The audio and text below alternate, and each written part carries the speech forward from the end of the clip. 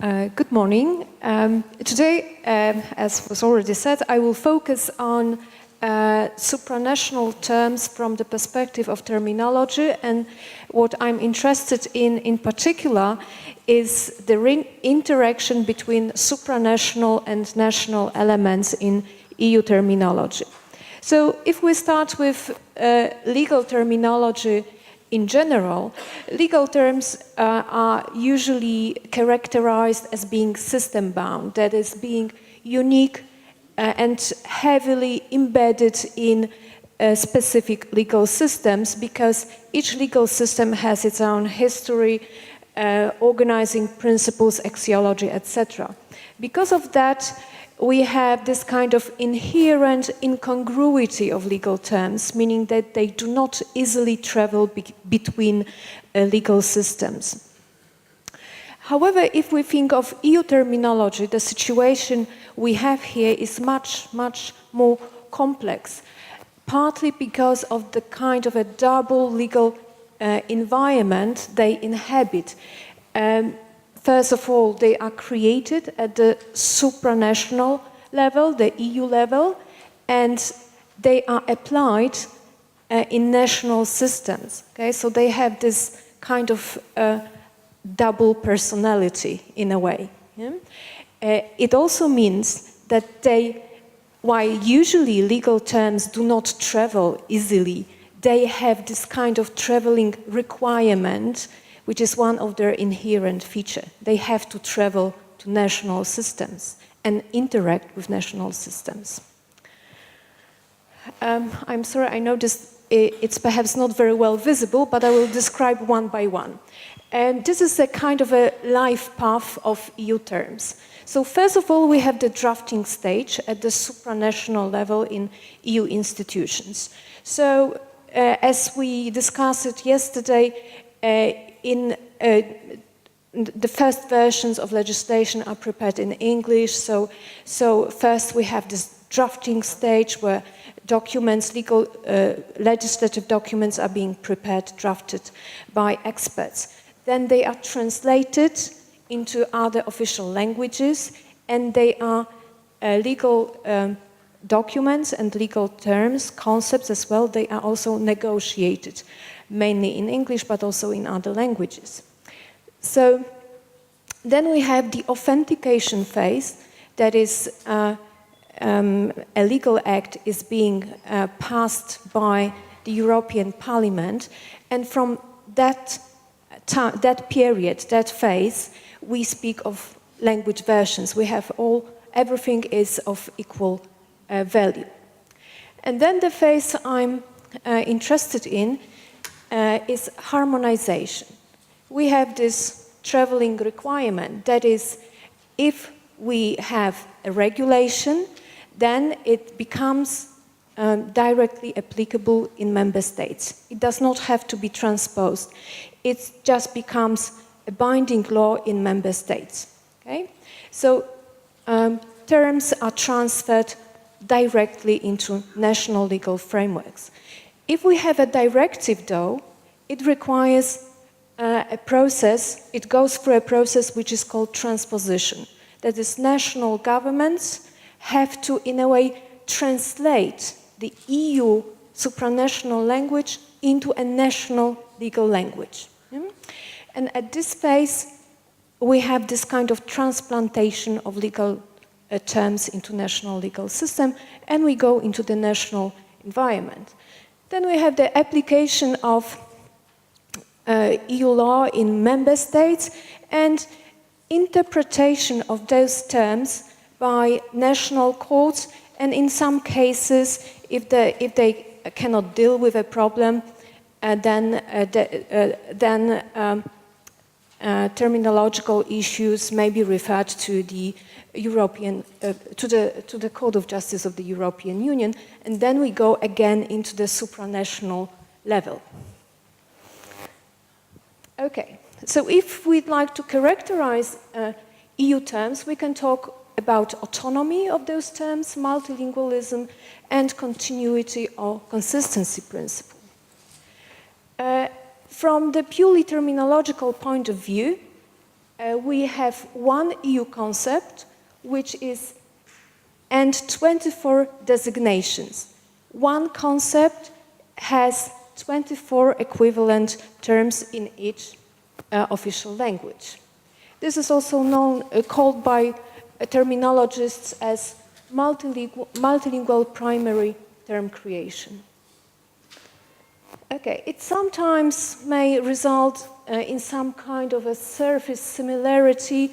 When you look, for example, in IATA, you can see that many languages follow a similar path. Some languages have obviously different, come from completely different language families, language groups, and they tend to behave differently.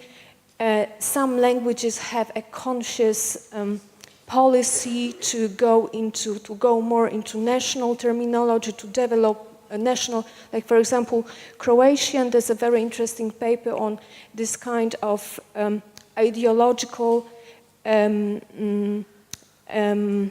purpose to go more into national terminology. Autonomy. This is one of the key defining features of supranational terms. Autonomy means that concepts are specific to, unique to EU law.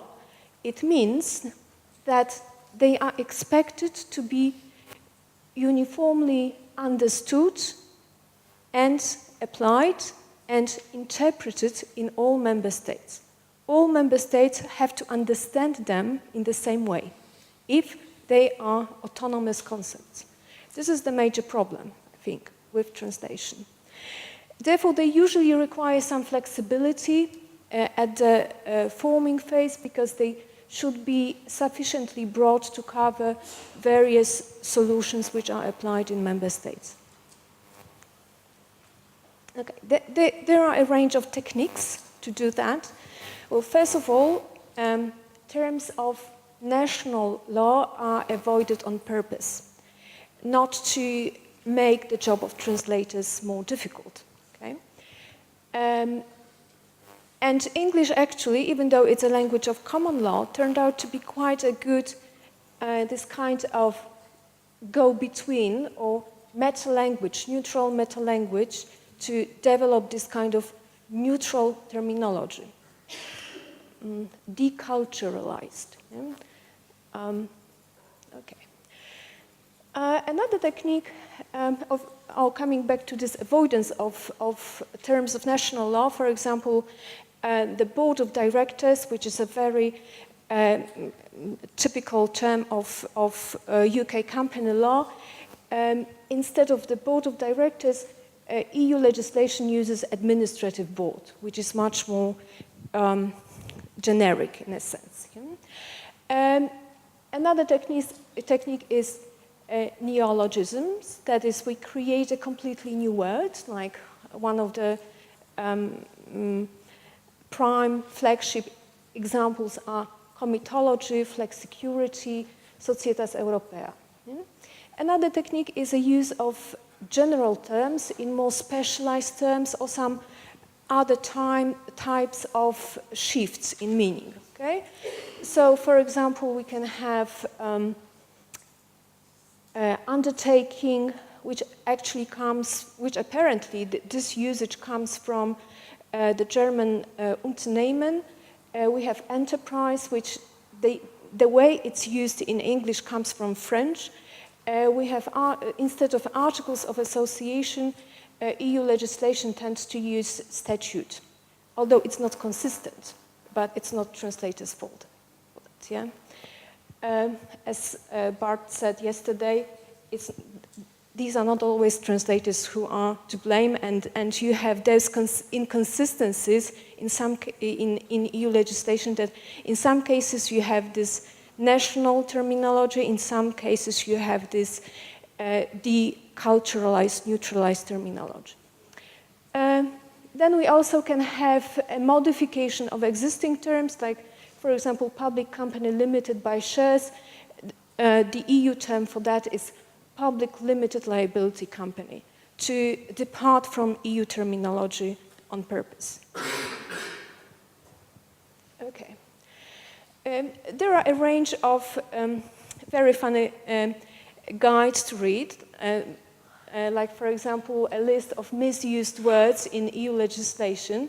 And this is quite interesting to see the perspective of an English native speaker who is confronted with this kind of neutralized terminology.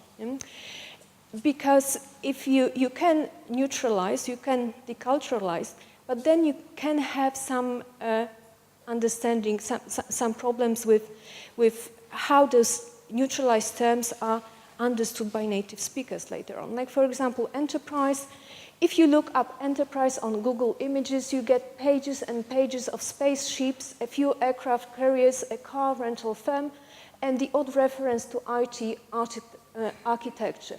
On the other hand, if you look up company, you get pages and pages of well companies. This is because despite the best efforts of a number of international organizations, including the EU, enterprise is not the default term for company, business, or firm. In the UK and Ireland, you are unlikely to hear people saying things like, my father has his own enterprise, and you will not find many firms with names like the Windsor Tie Enterprise, etc. Okay? So this is a kind of reaction you can have when you use this kind of neutralized term. However, using a term company would be far too UK specific, and that would refer too much to UK law and would not cover all the solutions used in other countries. For example, Polish has one word, spółka, which covers both partnerships and companies. So that would exclude, that would be too limiting. One of the consequences of those borrowings, this kind of legal engineering, is that you can have divergences between languages. This is an interesting example of IATA entry on both undertaking and enterprise. If you see French, it has the same equivalent for both. Yeah? And some languages have the same equivalent, quite a lot of them, actually. For example, Polish has przedsiębiorstwo in both cases. Some languages, though, have two distinct equivalents for the same idea, in a way. Yeah? English has undertaking and enterprise. German has Unternehmen and Wirtschaft. This is Greek, I think. No. Yeah, then we have also, Greek, then we have Spanish, then we have Italian, etc. Languages which have the same equivalents for a similar concept. So this can lead to some kind of asymmetries between languages, because you cannot always coordinate the behavior of all translators and terminologists. Okay. So technically, for example, in respect of English, when terms are formed in English, they can have some atypical tendencies, like a lot of terms in competition law are formed with the ing participles, for example, tying, quantity forcing, bid rigging, market sharing, time barring, profit sharing, free riding, hiving off, etc.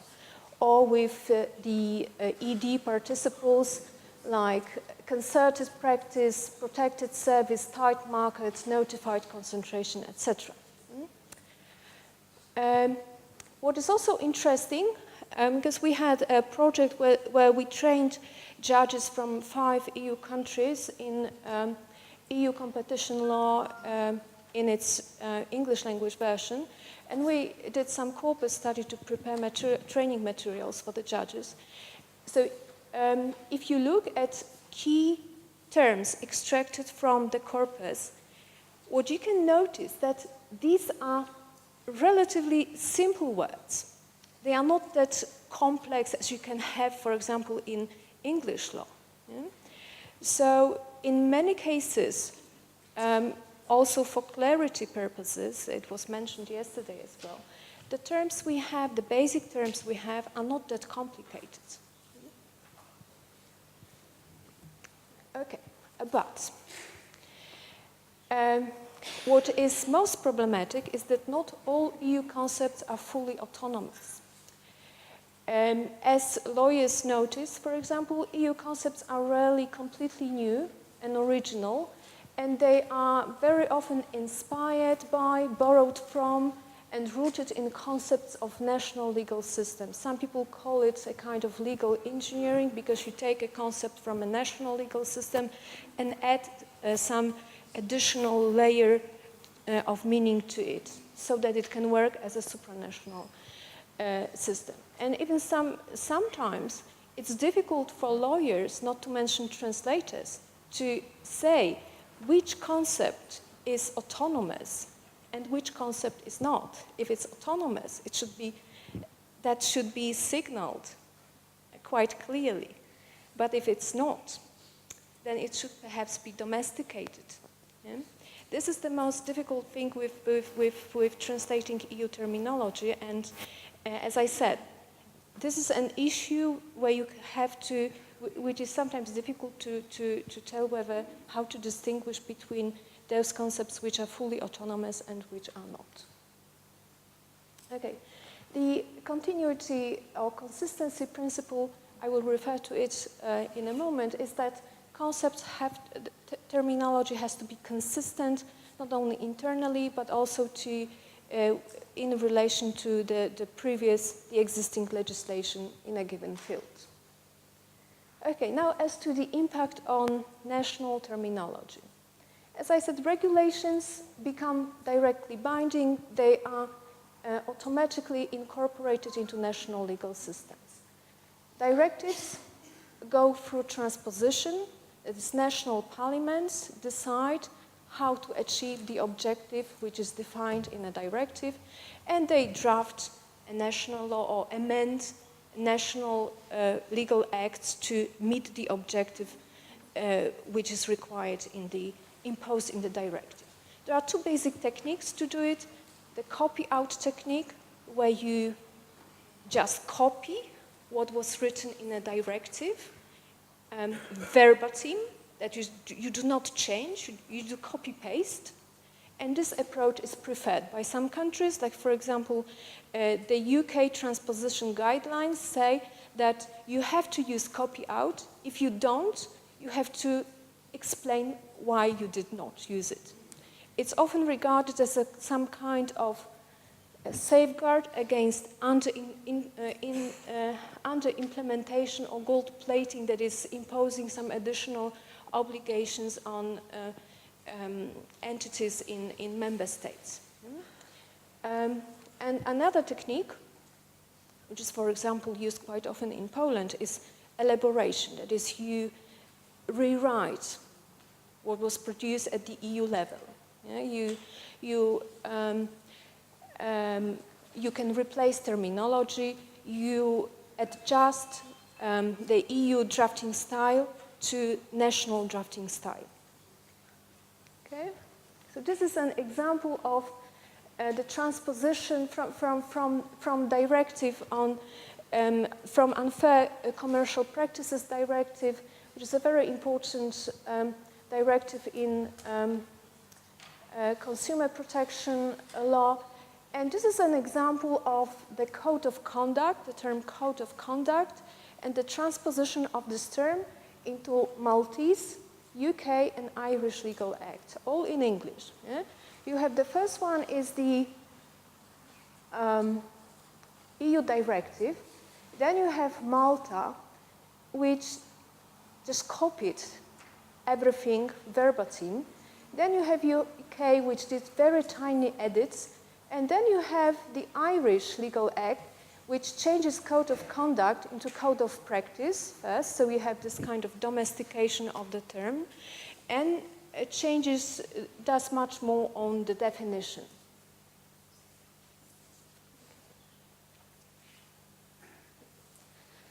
So, when national drafters work on the transposition of a directive into national law, they have the following option. They can copy terms verbatim. That is, they can transplant terms which were used in a directive in the way that they were translated by translators. But they can also do a replacement. So they can create a neologism in their national language and introduce it into the legal framework, or they can use a technique of domestication, that is, they can use an existing term, the term which does exist in national law. Yeah? So those techniques can vary between countries, or even between terms. What is, however, a little bit risky with replacement is that, for example, you have a directive, you do transposition, you replace terminology, but later on the EU publishes a regulation in the same area. And what was already domesticated has its own very nice national terminology, easily recognized, very nicely accepted by national lawyers, but then you have another layer of terminology in the regulation which becomes directly binding in national law. Okay, so this is called the nominative variation by terminologists, and this is a very undesirable situation. It was, for example, the case with Solvency II directive, and this case is described by Karolina Stefaniak. I mentioned this paper yesterday, where Polish drafters did a very nice adaptation of the directive to the Polish terminology, but later on there was delegated regulations, and EU translators had to follow what was used earlier in the directive because of this continuity, consistency principle, realizing that that this terminology will be used alongside this domesticated one resulting from the transposition of the directive. So, yeah, this is more or less what I wanted to say about the interaction between supranational and national elements. And just to conclude, for those people who are interested in terminology, there's a very interesting book by Martina Bajcic, who is a Croatian. This is her PhD written under the supervision of Susan Šačević, New Insights into the Semantics of Legal Concepts and the Legal Dictionary. If you are interested in the terminology of EU competition law, this is the project, the result of the project I mentioned, Law and Language and Law. It's published by Springer. And this one is more into research, how to research legal translation and legal interpreting. And it will be coming in April, and it will be published by Routledge. Okay, thank you very much.